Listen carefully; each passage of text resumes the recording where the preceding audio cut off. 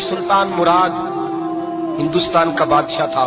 इकबाल ने लिखा है, इकबाल कहते उसने एक मिस्त्री को बुलाया मस्जिद बनाने के लिए, कहा इस तरह की बनाना मेरा दिल खुश हो जाए। मामार ने, मिस्त्री ने मस्जिद बनाई। बादशाह सलामत को पसंद ना आई तो बादशाह सलामत ने उस मिस्त्री का हाथ गुस्से से काट डाला। पूछ कोई नहीं ना सकता। वो सीधा काजी की अदालत में कटा हुआ हाथ लेके गया और काजी के दरवाजे पे जाके कहने लगा, मैं पूछ सकता हूँ आप किसका कलमा पढ़ते हैं? पूछ सकता हूँ? तो काजी कहते हैं मेरी कुर्सी भी कांपने लगी और जिस कमरे में बैठा था वो कमरा भी कांपने लगा। मैंने कहा सवाली तो बात का, कहानी पहले बताओ कलमा किसका पढ़ते हो? तो काजी कहता है मेरी आंखें बरस पड़ी।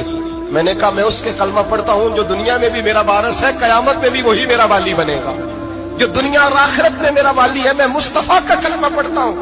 तो कहने लगे हाँ, इसलिए तुझसे ये बात कहलवाई है कि कहीं तू बादशाह का तो कलमा नहीं पढ़ता, माअज़ल्लाह। तू काजी अदालत में बैठा है कुर्सी पे, उसका कलमा तो नहीं पढ़ता?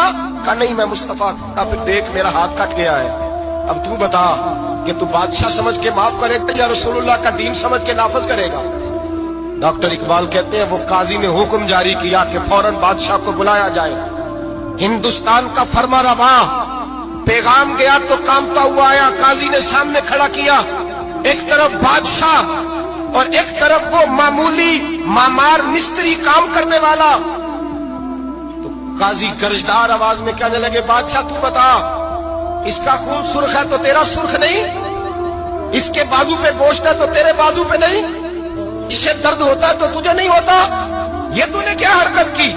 बादशाह की गर्दन झुक गई। काजी कहने लगे पकड़ो इसको, बाहर ले जाओ और इसका बाजू काट दो, इसका बाजू काट दो। डॉक्टर इकबाल कहते हैं जहां कांप रहा था सारा कुछ, वहां खुशी के शादियाने बजने लगे।